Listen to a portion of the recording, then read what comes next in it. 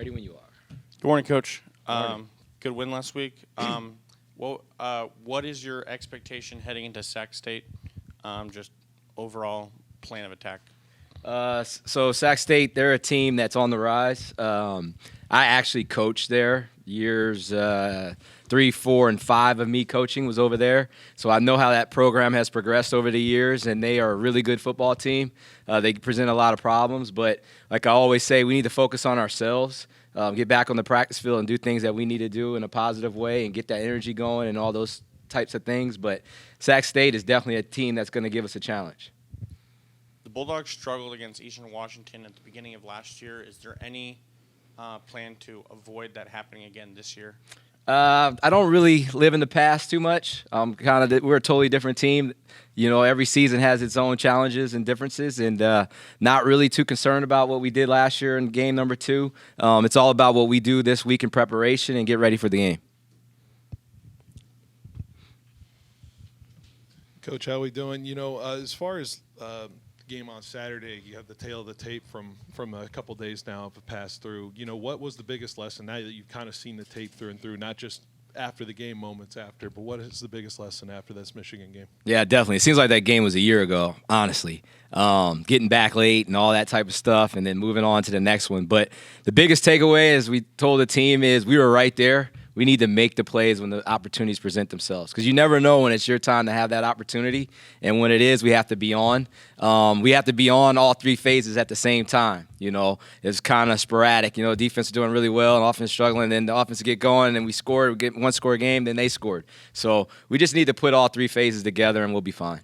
Injury front, how are you guys doing after the game? So far, pretty good. You know, every game you're going to have bruises and aches and all that. It's football. But we didn't have any of the major stuff, so that's been good so far. But we'll see how it keeps on progressing.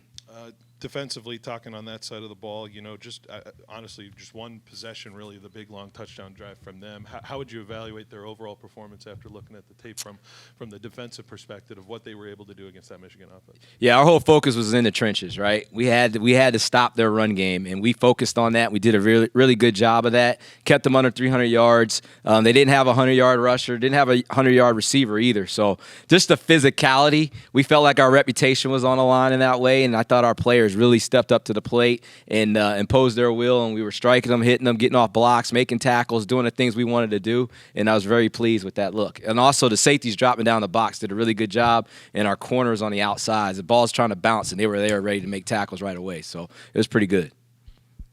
You said here last week you were going to have to make adjustments from drive to drive. Was there a big adjustment from that first defensive drive to the rest, or was it simply the short field? There's a lot, right? You didn't know which quarterback was coming. We saw both of them in that drive. So just getting used to what they were doing and things like that, you kind of, in your mind, you're envisioning a longer field in that scenario. So there wasn't a lot of room for error. But we saw some things that they did. We kind of knew what their plan was right away. So when we got back to the bench, we kind of talked about some things, and we adjusted perfectly, and it worked out for us. Sac State overall, what kind of stands out to you about how they approach things? Oh, so Sac State, they are on defense. They move around. They're going to move the front. They're going to blitz you. They're going to change their coverages up a little bit. They're very active on defense. On offense, there's a lot of skill players. They have some good speed. They're very balanced. They were about 350-plus yards against San Jose State, and you know they had about the even in stats on running yards and passing yards. So they're a balanced operation. They're notorious for scoring a lot of points. There is skill. They have some good athletes, and we're going to have our hands full. We have to be ready to go. They had an issue with their quarterback getting banged up late. Is this another week where you have to prepare for both, or is a scouting report you can share on Bennett if that's the guy you're going to see? Always prepare for both. You know, it's kind of, we're still early in the season, so you have to be ready for whatever.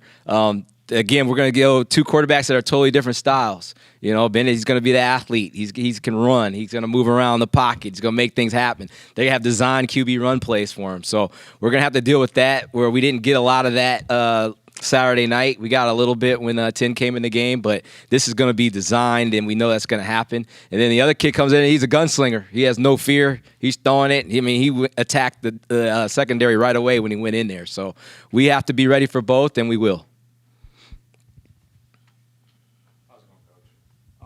You did a great job, a valiant effort against a top program. Right now, what are you telling the team right now in order to rebuild for Sac State? So not looking at it so much as a rebuild. Like I said earlier, just opportunities. We just need to take advantage of opportunities that are there when they present themselves. For us, we played well. We had good moments, but we have a standard here. The standard's a standard. The standard's to win the game, and we didn't do that. So we are an 0-1 football team right now. That's where it's at right now, and we need to go be 1-0 and even this thing up after we get through Saturday. What do you think the offense needs to improve on this week in preparation for Saturday's game? Just the normal stuff, I know Mikey would want some throws back. We try to get the running game going a little bit more, but it's a totally different challenge. It's a totally different defense we're going to play against as far as scheme and things like that. So we'll do some things to help us this week to hopefully open some things up and get a little bit more balanced and play with a little bit more tempo and things like that and see what we can do. And the defense, to me, is the one who stood out the most. You guys stopped a really great team in their tracks on more than several series. What do you think the defense needs to do in order to keep that energy, that enthusiasm, that motivation going into Saturday's matchup? Yeah, I mean, the way college football is going, being on defense is very hard. You're playing different styles every single week. So we're going to have our hands full as far as in space. Sac State's going to spread us out, try to get one-on-one. So we have to win our one-on-one matchups, and I think we'll be fine.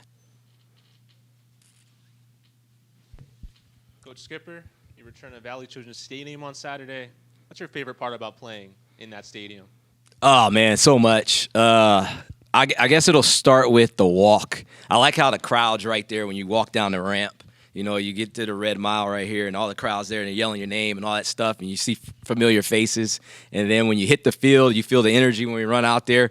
Those are the things that stick out for me. Then there's a lot of other little things, like when we get first downs and the whole crowd gets excited for it. When we score touchdowns, you hear the siren, all the things we do here in Valley Children's Stadium that we've done for years and years are the things that excite me. And I think just being on the road, and then you get to come back home and see familiar faces, it just gives you a whole different feel. Because we went last week and you look up and you don't know anybody in there. So it's just going to be good to be around the Valley and the people of the Valley and familiar faces. And obviously, Michigan's a top 10 opponent, but how does facing them prepare you for the next 11 on your schedule? Just first game, you get some of the kinks out of you.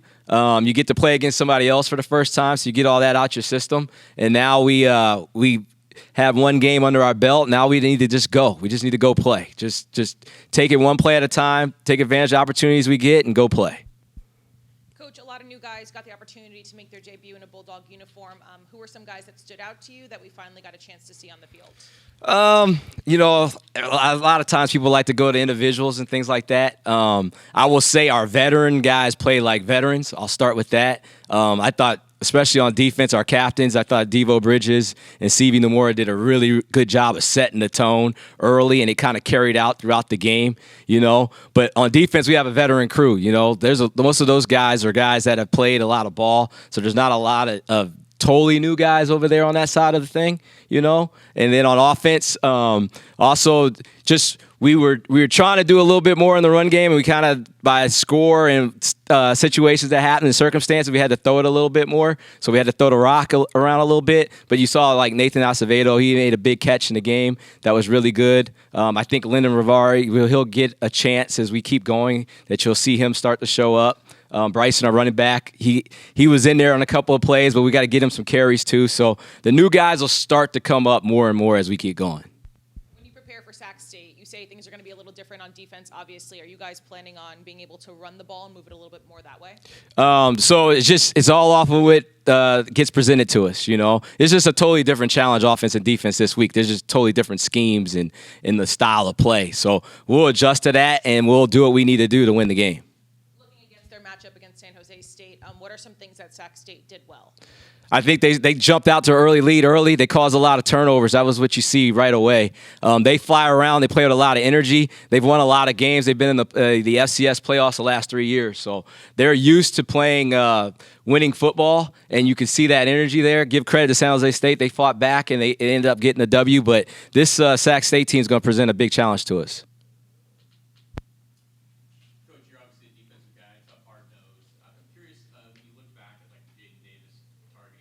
As a defender, how difficult is it, to in a play like that? Because it felt like the offensive player kind of lowered his head. Yeah. Would you like to see a change, maybe, or what would you like to see with targeting?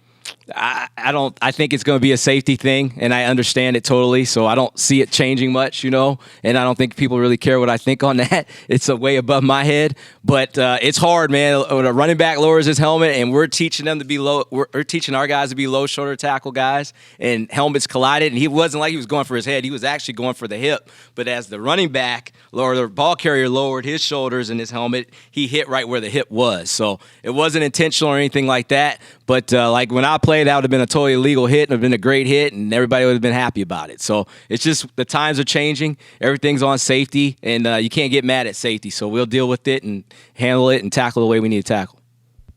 You kind of referenced it a little bit earlier with talking about walking into Valley Children's Stadium, what you like about it. But I'm just curious to get your thoughts. Obviously, you've coached this team before, but this will be the first time at home, right? As the head coach of your alma mater. What's that feeling going to be like? A bunch of firsts, right? It's going to be awesome. I'm excited. Like I said, to see familiar faces, people I know and love that are at the game, and the best part is walking through the crowd to get down to the field through the tunnel, through the ramp. I mean, that is just awesome. I'm looking forward to it. It's a dream come true for me. Ready to go. Big week of practice, and then we'll get to Saturday and see what happens. And can you just share some thoughts on Jalen Moss, where he's at this point?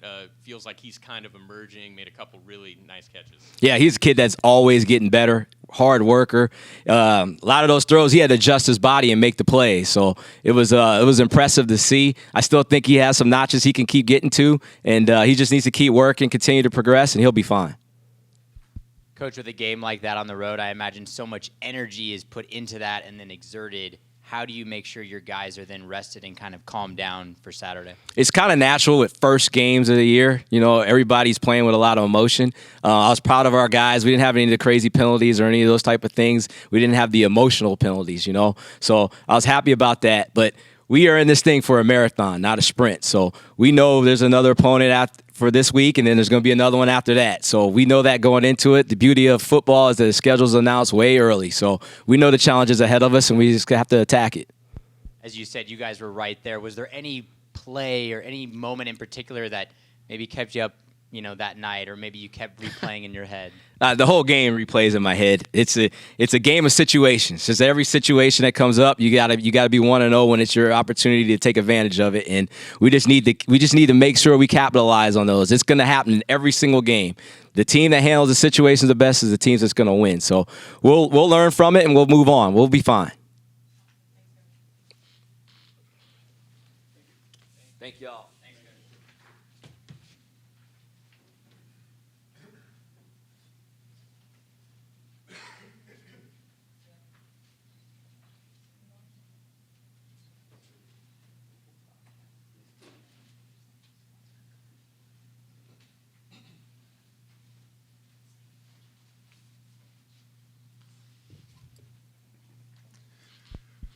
Morning.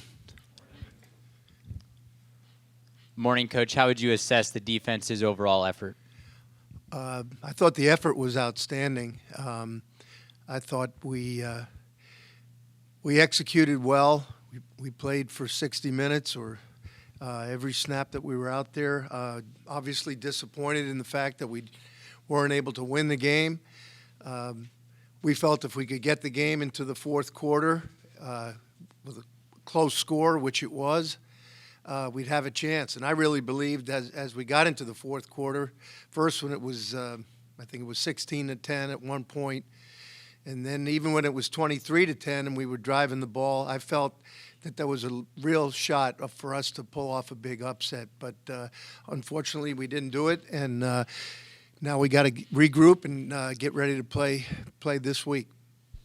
What's it like to see Cam Lockridge, first game, right out the gate, get an interception and sort of change the momentum of the game early on?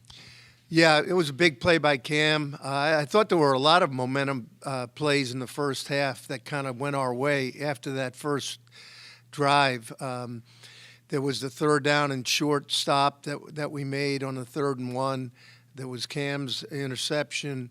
There was the sack by Ezra. I really felt at that point the momentum was actually coming to our side from a defensive standpoint. I felt really good at that point. But I think when I look at every level of the defense, guys really executed at a very high level for us in the game. The defensive line, I got to give Coach Franklin and that group a tremendous amount of credit. They went against a very, very good offensive line. You'll see them do some real good things here as the season progresses. But our guys slugged it out in there, and they fought and probably played as strong an effort as we've had since I've been here in terms of just going against a real high-level opponent and just playing at a very high level ourselves. Linebackers were all over the field. Guys were making plays. In the back end, we limited their explosive plays, which was something we were really concerned about. I think they had that one run late in the game, which really hurt us. And the longest pass was a 20-yard slant that the tight end caught and rolled for a few more yards so they never hit a big bomb on us, didn't break any long runs, which you've seen them do just about against every team that they played. So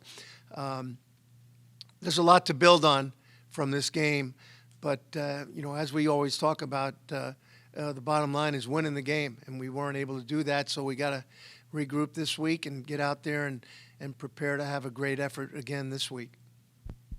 Hi, Coach. Hey, you kind of touched on it a little bit there, but just your message this week. I mean, there's been so much build-up to that Michigan game, and now I know it's the home opener, so you'd think they'd be juiced, but what's your message there? Well, we talked about it yesterday. We talked about, if you want to be great as a defense, you really don't – it doesn't matter who you play against. You perform, and we always talk about it's about us and how we perform, but that's kind of what the message was yesterday. It doesn't matter if it's Michigan, Sac State, Colorado State, UCLA. It's us going out and performing at the very highest level possible. And that's what great teams do. I've been around a few great teams over the years where you've played at that level, and really you just couldn't wait to play. It wasn't so much who you were playing against. You wanted to perform, and that's what I think our guys have to do. Take that mindset into the game, and you want to dominate as a defense. So here's our next opponent, next challenge. Let's get after it. We didn't waste a lot of time thinking about what happened yesterday. That's history. It's gone. We can talk about that somewhere down the road. But as a matter of fact, we gave out Sac State scouting reports on the bus as we were leaving the stadium at Michigan for the defensive guys. So they got, kind of we wanted to make sure they understood what the challenge is as we move forward, and it's 1 week at a time.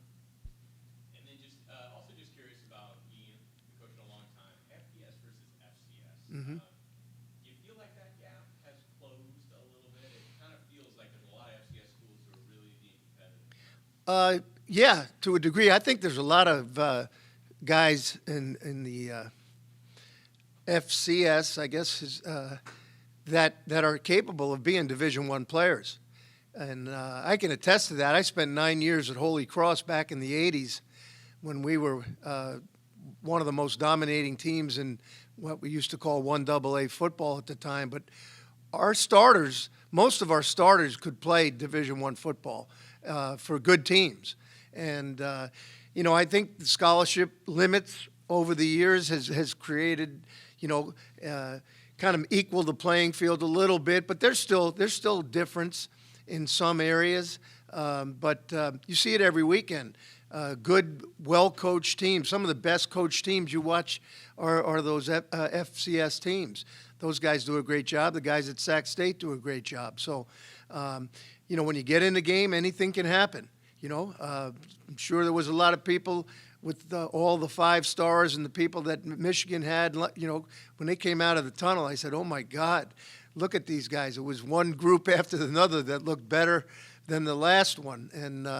And shoot, our guys went out there and went toe-to-toe with them. So, we've seen it happen. We had, Cal Poly a couple of years ago, and they gave us a heck of a game. And then last year, everybody remembers, Eastern Washington, and We had to go to overtime in order to pull that one out. So we're not going to sleep on anybody. We're going to be ready to play. Coach, looking ahead to Sac State, what are some challenges that their offense might show you? Well, I think Coach Skipper mentioned it. They spread you out. They've got good skilled players. They throw the ball more than they run the ball. That's always kind of been their history a little bit. They're going to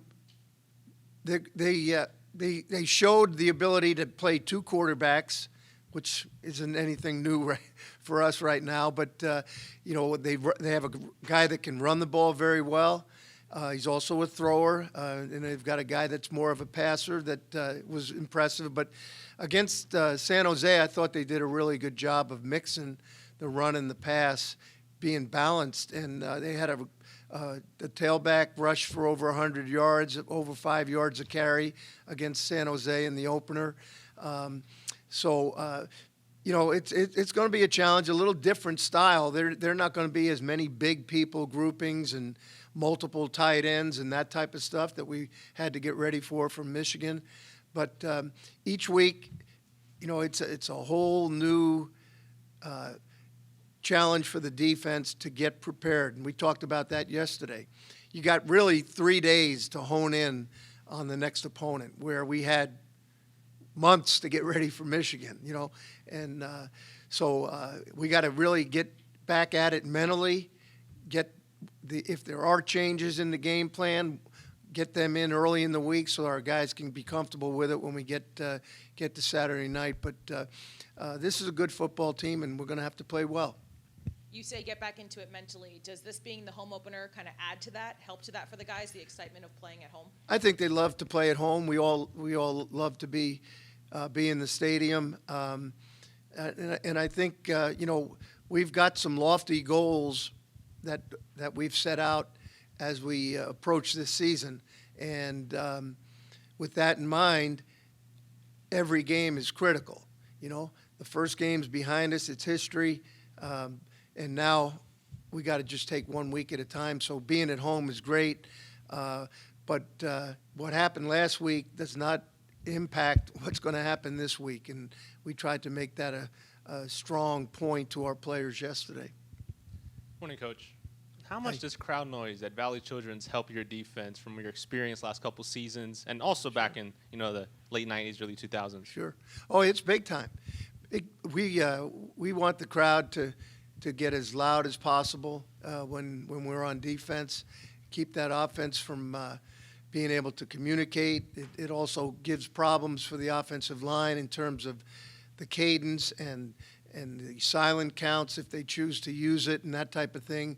We've had multiple games where we've had teams jump off sides early in the games on third down and things like that, and that makes a big difference. When you're sitting there and it's 3rd and 5, you've got one set of calls in your mind, and you got to be, thinking about what if they do this or that. So, but when it's 3rd and 10, in most cases, or 3rd and long, it opens up a whole nother opportunity for us on defense to, whether it be max coverage, max pressure, do things that, get the offense off balance. So, and we were able to do that the other night in Michigan too, on 3rd down. When it got to 3rd and long, we executed very, very well in the game against them and got off the field doing different things almost every time. I'm going to put you on the spot here. What's the loudest you've heard Valley Children's Stadium in your time here as a coach?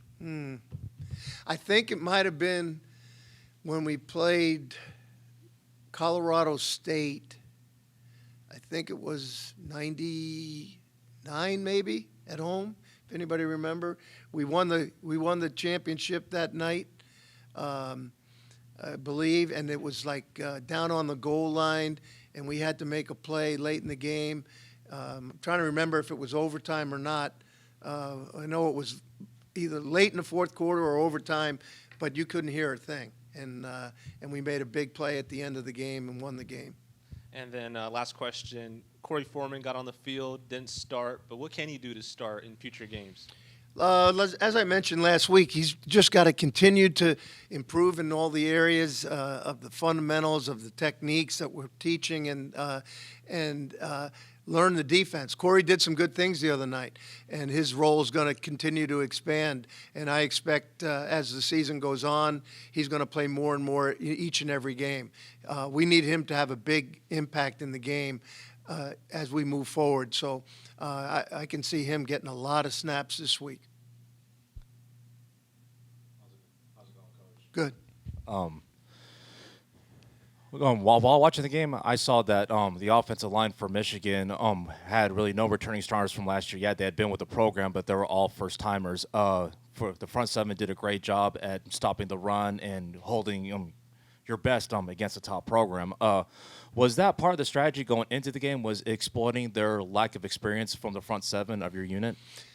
Not really. To be honest with you, we were we were real concerned about the matchup. I mean, even though they really only had one guy that you might call a returning starter because he played a significant amount last year, 78, the big tackle.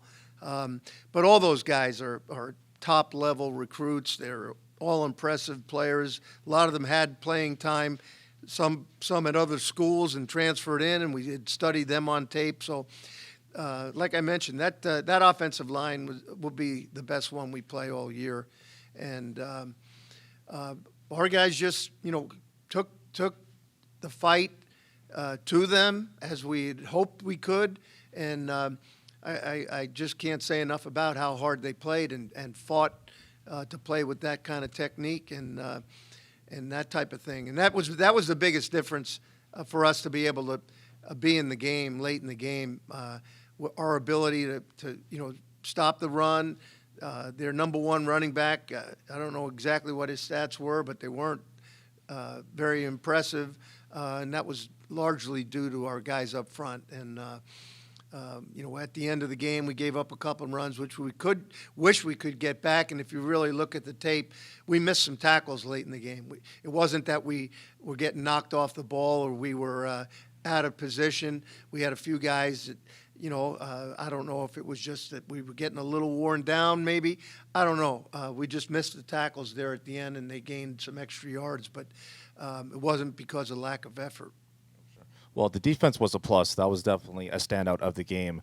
But with that, only limiting Michigan to only 2 offensive touchdowns, a great display of defense there. What statement do you think your group made to not only to the non-conference but also conference opponents, in your schedule? Of what kind of statement do you think the defense made going forward into the season?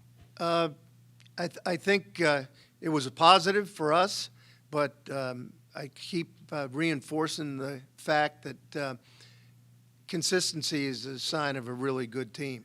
So what we do this week will be as important as what we did against Michigan. Yeah, we've kind of set a little bit of a standard here for one game. And you're not measured on one game. You're measured on entire season. So what we do moving forward here, trying to stay as consistent as possible is the answer for us right now. And we're going to challenge our players hard in practice this week to come out and play even better than we did last week.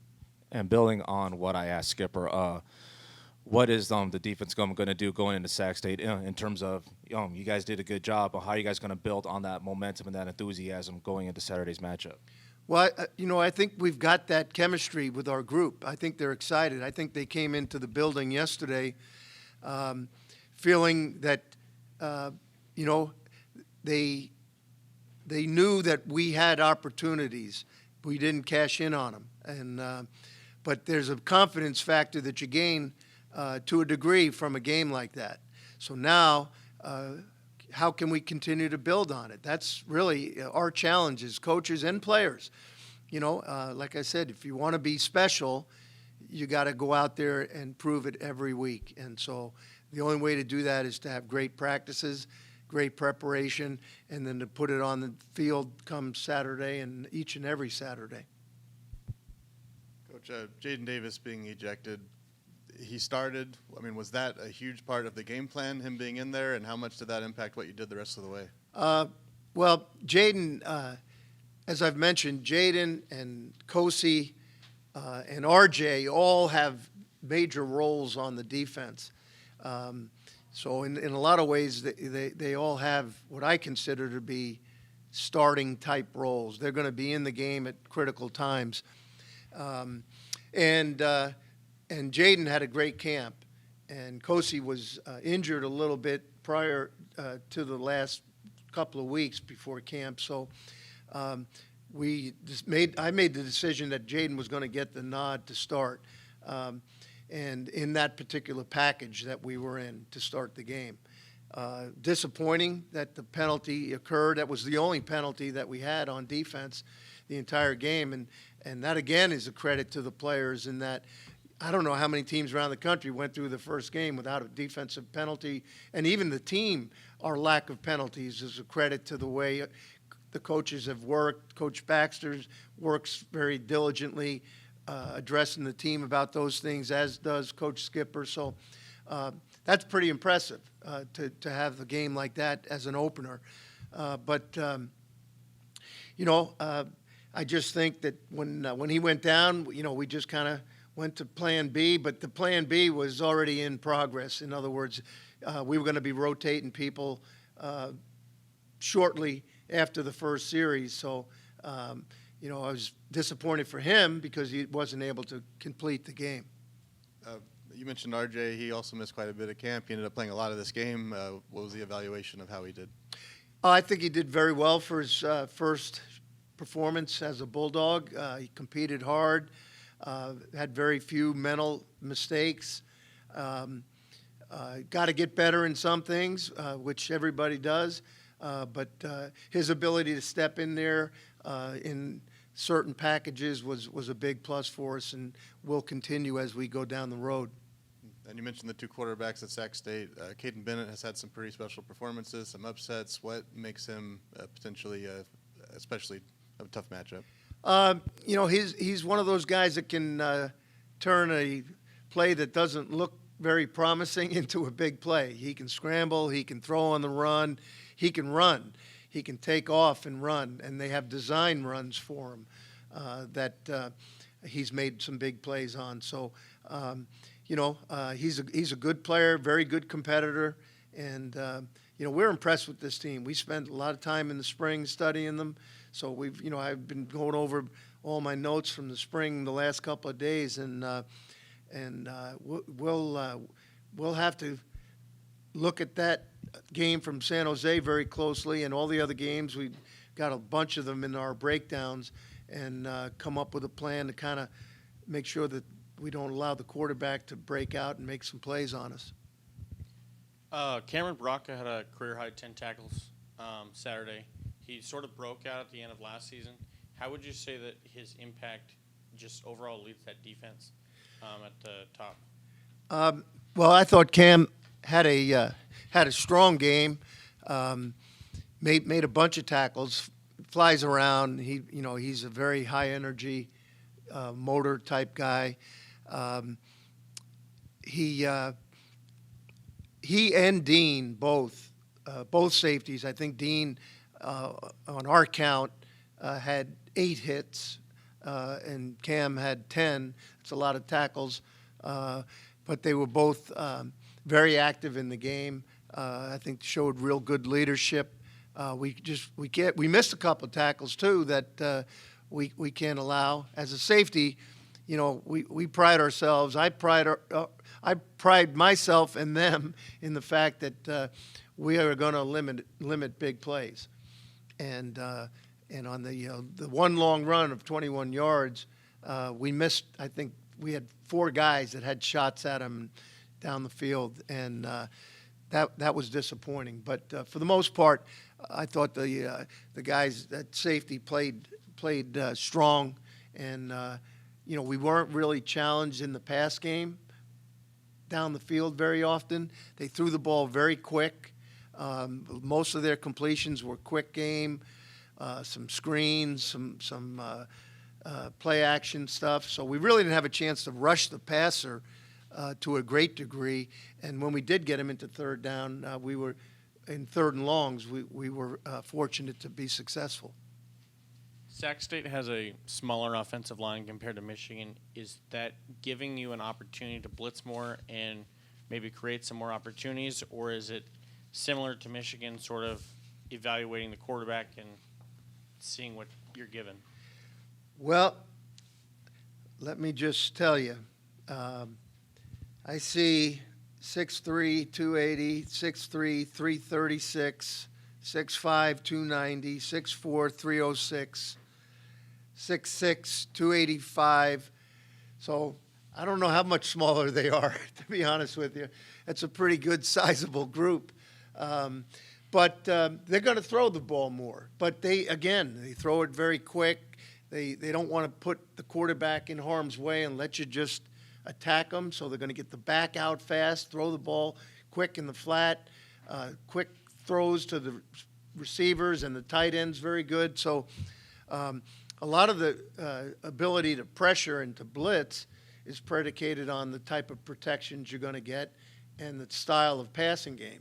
We would love everybody to sit in the pocket and throw deep routes that we could just pin our ears back and rush the passer or blitz the passer. That doesn't happen all that often in college football today. The ball gets out very, very quick, and they're a great example of that. Coach, you mentioned the penalties, the lack of them, just the one on the targeting. And Right. Could you speak to the emphasis on that? We see so many in week one where there's some backbreaking penalties Right. in all these games. So speak to, if you could, on the emphasis of that in the offseason and what you guys worked on to avoid that in this game. Right. Well, we've done a really good job. I think the best job we've ever done of educating the players about penalties, their impact in the game, and how the game is officiated. I learned a lot listening to Coach Baxter. He had a presentation during training camp that was outstanding, where you learned the job of every official on the field in detail. And our players sat in here one night for about an hour and a half, taking notes on the roles of the officials and who's looking at what and whose job it is to call what. You know, a lot of times as coaches, we might be yelling at an official, you know, you missed this. How could you miss that? Well, that wasn't his job. You know, so they go back and they say, these guys don't know the rules, you know. But at the end of the day, you know, I think our players, you know, even in our scrimmages and stuff, we talk to the officials. The officials do a good job of educating us, and we didn't have a lot of penalties in our scrimmages either, which. You know, again, I think the players being aware of it and understanding the impact of penalties and how they can detract from what you're trying to do on either side of the ball, you know. I think we've really done a good job of that, and I hope it continues to show throughout the year. We've been good since Coach Tedford came back. That was an issue prior to Coach coming back. If you remember, the penalty issue. We were not good the year prior. And then when Coach came back, we cut penalties way back. And again, last year, I think we were one of the better teams. But we'd like to be the best in the country in terms of not hurting ourselves. And then on the Sac State, they're coming off on a couple extra days of rest. Mm-hmm. Is there any factor do you see usually when teams come in with a few extra days off of rest and having a little more juice going into this one? Yeah, I think they're going to have a lot of juice, you know, just like us making the trip to Michigan. They come here and they look at this as a great challenge and a great opportunity, which it is. We've seen them go to Stanford last year and win against their former coach, which I think was pretty impressive. And then the year before, they went and beat Colorado State by a big score. I think they scored 41 points on Colorado State in 2022. So this is a team that's not going to come in here, you know, wide-eyed. And just like these other teams that have come in, like Eastern Washington, they come in here jacked up, ready to put their best out there. Now, the fact that they've had a little bit of extra time, I think, gives them a day or two of installing some new things, you know, being able to look at what they did against San Jose and then have things off of that, you know, we're studying that tape and all the tape from last year, but they'll have a few wrinkles to try to throw us off the track, so to speak, and that generally happens when they have a little extra time. And then And lastly, I know you talked about just trying to learn the green dot system and getting the communication, hitting the right buttons. How'd you do in Michigan? I think I did okay. I don't think I missed the button at all. It was a little different, because it's just this little tiny button on the communicator there that you got to push down, and I wish it was a little bit bigger myself. But anyway, that and then having the tablets in the box, I think and on the sideline, is going to take a little bit of getting used to, but it's a good advantage for everybody in terms of studying. You just, after the series, the plays are sitting right there. You hit them one at a time, and you can actually say, hey, this guy got out of his gap. This guy didn't see the tight end release, whatever. And you're clear in the way you're approaching the guys on the sideline. So that helps in-game adjustments and teaching. Great. Thank you.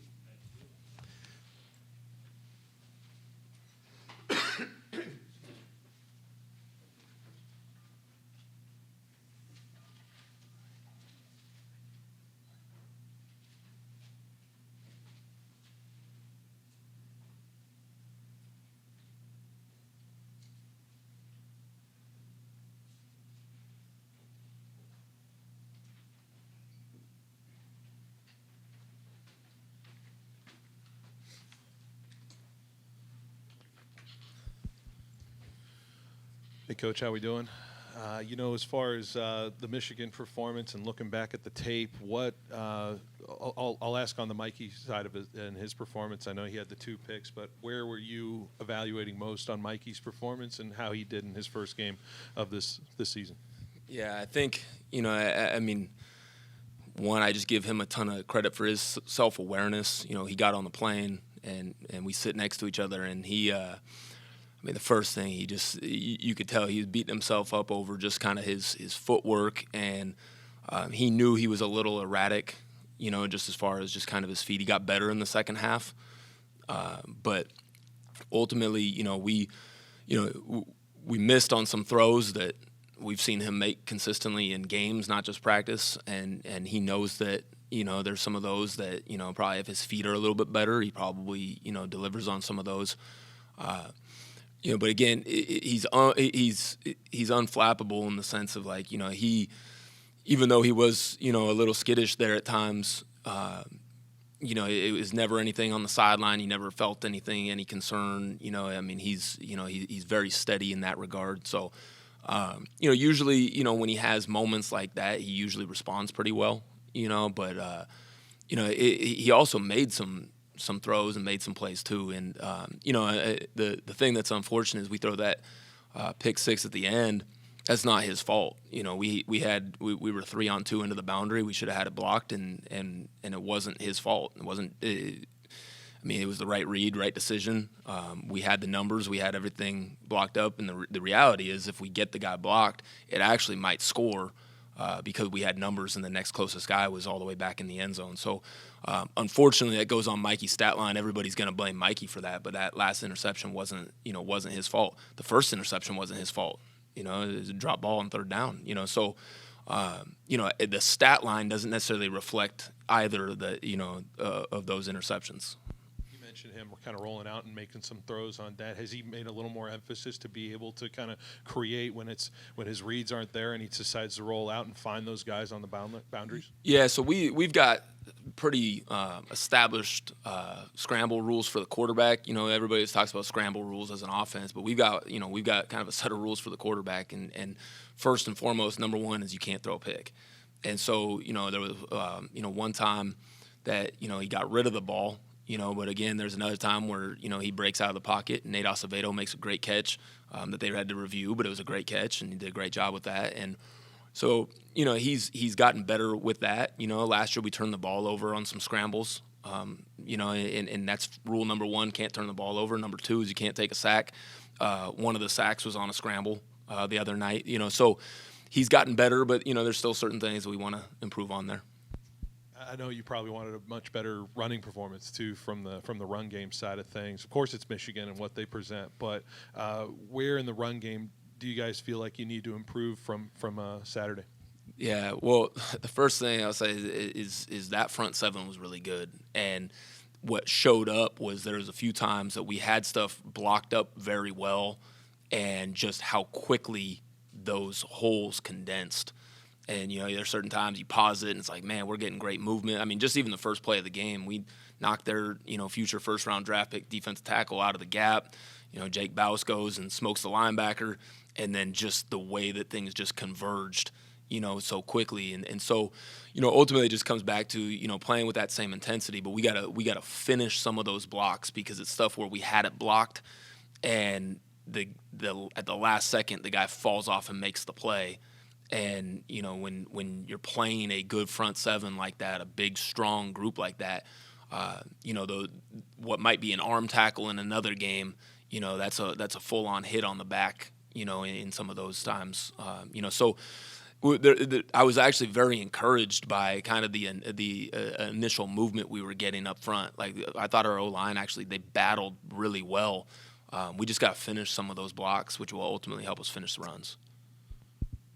Offensive line allowed only 3 sacks. How would you just describe their overall effort, particularly blocking for Keene?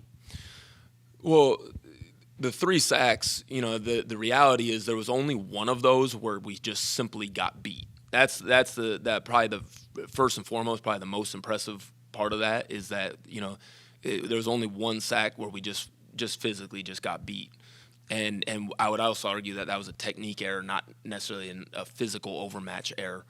There was a time where we had kind of a full slide gap protection that we normally would feel pretty sound in, and we just had our eyes in the wrong gap, and guy kind of went untouched. It was first play of the second half, so that wasn't necessarily again a physical beating. It was just something where we just had our eyes in the wrong gap, and we got beat on it. And then the third one was Mikey out of the pocket, so I thought overall, I'm just telling you, if you watch the film of this defensive coordinator, over the last couple of years in the NFL, I mean, he's got quarterbacks running for their life, like no answers, and I felt like our O-line, they had answers.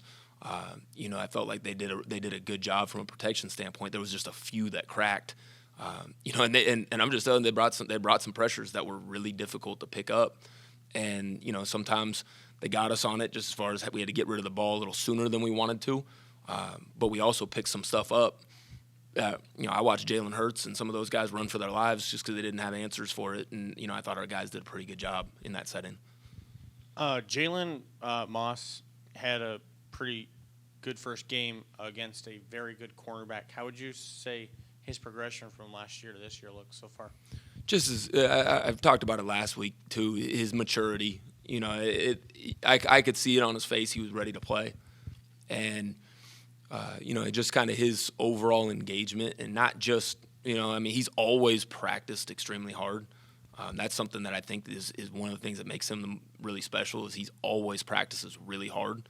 But I just think that just kind of his overall engagement and his level of preparation and focus has been cool to really see that progression. Coach, I believe only 3 penalties the whole game for the team. I know I only remember the false start I think you guys had, but just talk about the lack of penalties on offense. What went into that preparation and what you like about that? Yeah, well, we did have one holding that got declined on a third down. So we had 2 flags thrown on us. Just even going back, and I know a big deal has been made about kind of what we've done with the educating our team on penalties and stuff, but the number one penalty in all of college football over the last 3 years is false starts. And that's just purely getting the play started. And, to go into that setting, we have several new guys playing for us on offense. Even though we got a lot of guys back, we got several new guys playing. We had no formation errors. We had no delay of games. We had 1 false start, and that was in the fourth quarter when it got really loud. You had a really good pass rusher coming off the edge, and it wasn't just one of those just lack of focus things. It was, that's difficult. You got a guy that's really talented pass rusher that's really wide out there getting ready to come off the edge, like, yeah, one of those is going to happen every once in a while. So, that's a major positive is just the lack of operational errors. We didn't have any substitution errors, anything like that. So I give our guys a lot of credit for that because that's something that, we take pride on being a really good pre-snap operation team. Like that's a big, what we view as a point of difference, between our shifts and motions and all that stuff. We do a lot of stuff pre-snap, and to have none of those errors in that game was a big deal, and just that one false start. Coach Skip talked after the game about how you guys intentionally wanted to slow things down, maybe put yourself in a position to take more chances late than early. That the score's 13-3, but he's happy with the offense because it's there hasn't been anything that's backfired. Can you share your perspective as the OC about kind of all that approach? Yeah, our defense played outstanding. But we wanted to make sure that we didn't put them in compromised positions. It was tough sledding in the run game. It didn't matter if like some of our best runs were our up-tempo runs, where we did kind of embrace kind of who we are, and we sprinkled those in. We tried to use that as a change of pace. But for me to go pass, punt wasn't the answer, and so we wanted to make sure that we at least gave our defense a chance, to be on the sideline, play some complimentary football. Unfortunately, it's one of those things where if you run the ball twice and you're getting 2 yards a carry, then you're in 3rd and 6, which we were in 3rd and long way too much, and that was probably the biggest issue in my mind was just how many 3rd and longs we found ourselves in with no 3rd and shorts. But ultimately, it comes back to we needed to find a way to play complementary football, and that was part of it, was just making sure that we were, that we just kind of picked our spots to play with tempo. How unique was that for this matchup, and how different should the offense look the rest of the way? I think it goes back to just kind of, I think what you saw in the bowl game and what you saw most of last year. We had a rough 3-game stretch, but we were pretty good on offense a lot of the season last year too. And I just think that, just being able to kind of mix and match and use our tempo to our advantage, but being able at the end of the day, the core of the offense is still we're a spread pro style team, so we're going to do a variety of things, and so it was a little bit different.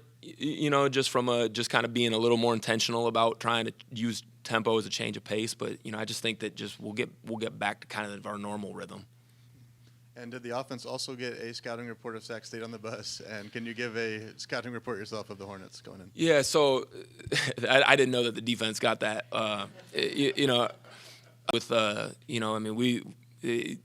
challenge that we had last week, was – you're playing Michigan, but the defensive coordinator has been in the NFL for 20 years. So you're watching Michigan stuff, which is the same defense, but it's not.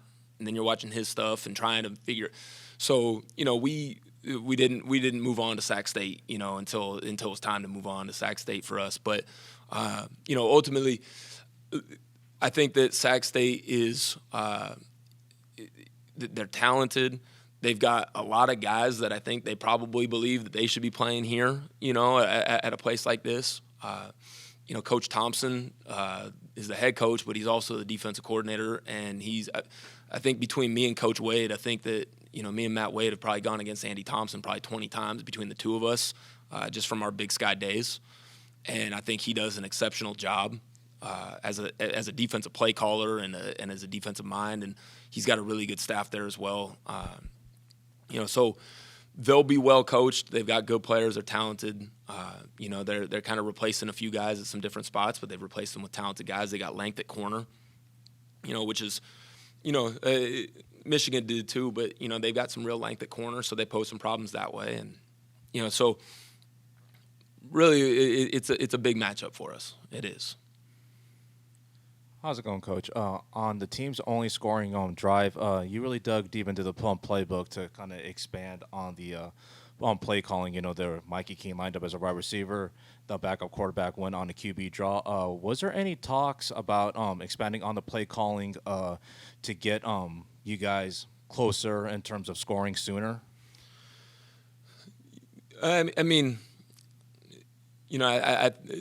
maybe it felt like we were digging into the playbook a little more. You know, we were kind of digging in the whole time. It's just, you know, we kind of found a little bit of a rhythm, you know, and, you know, some guys made some plays on that drive. You know, I think that's probably the number one thing that stands out as you look at, you know, the Jalen Moss catch, you know, that we'd already ran that play in the game, you know, so, I mean, we just happened, they gave us different covers. The ball went to a different spot, you know, and Jalen made a great catch. You know, you look at, you know, just kind of the way things shook out. You know, Nate Acevedo makes a big-time catch on the scramble. You know, so really, you know, guys made some plays. It wasn't necessarily, you know, a lot of things that, you know, I wasn't anything necessarily maybe I did differently. It was, you know, guys made some plays, and, you know, Mikey gave them chances to make plays. And, you know, again, we talked a lot about trying to be kind of default aggressive. And, you know, Mikey putting that ball up to Jalen Moss early in that drive really kind of spearheaded it. Mikey made a great check. You know, they were playing cover zero on the touchdown there, and Mikey at the line of scrimmage saw that they were playing cover zero, made our cover zero check that we've got, and then Raylan made a great run after catch. So, you know, there was some really positive things about that, but to me that was players. You know, that was Mikey recognizing the covers there and changing it. You know, and Raylan turning and communicating the call outside. I mean, that was a players driven thing. And the tail of the tape showed that, you know, Michigan, you know, the D-line, there's some big boys, and it showed that, you know, in pass protection, the offensive line was challenged on one-on-one pass protection. Was there any other sets or formations in mind to put more people in the box to assist Mikey Keenan, give him extra time to throw the ball? That's always tough because the more people that you put in the box, the more people that they're going to put to defend the box. You know, and especially when they've got pressures called. A lot of times when those guys stay in protection, if somebody's covering somebody and they stay into protection, then they just add on. So it just kind of creates more pressure sometimes. So, you know, one of the big things is just we did try and have formation variety and protection variety. That was probably the main point of emphasis there, you know, with that. You know, there was a few times where we had the tight end in checking in protection before he would release, just to kind of assist with that, you know, because we got a major variety of fronts and pressures. But you don't. The offense did show that they can move the ball on the number 9th ranked team in the country. Will that inspire you to get more creative with the offensive playbook going forward, not just with Sac State, but for the rest of your opponents going into 2024? Yeah.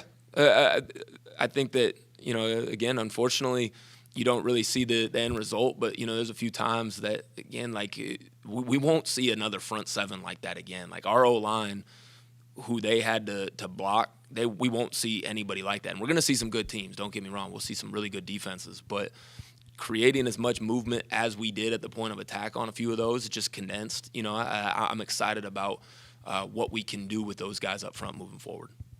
Morning, Coach. You mentioned a couple minutes ago that, you know, some of the FCS guys think they can play at the FBS level, and I'm sure they totally can. You were part of the FCS coaching staff at Eastern Washington. What is that mindset like for an FCS team when they play at an FBS opponent? Yeah, you know, I spent a lot of my career at the FCS level coaching, and you know, I think there's certain programs. You know, I mean, I look at, you know, like a team like Eastern Washington or Sac State that's got a history of doing that. You know, it really is more of a believability factor. You know, like those guys are going to believe that they can come in here and win because history's proven that they can do that at this level. You know, I think that's the biggest thing is that you got history on your side. Like, you know, it's doable, and so they're, you know, like they're going to come in with the expectation, you know, to give our guys their best shot. And then my other question is about Valley Children's Stadium. Just in your short experience here, how have you taken a liking to this place compared to other buildings that you've coached in?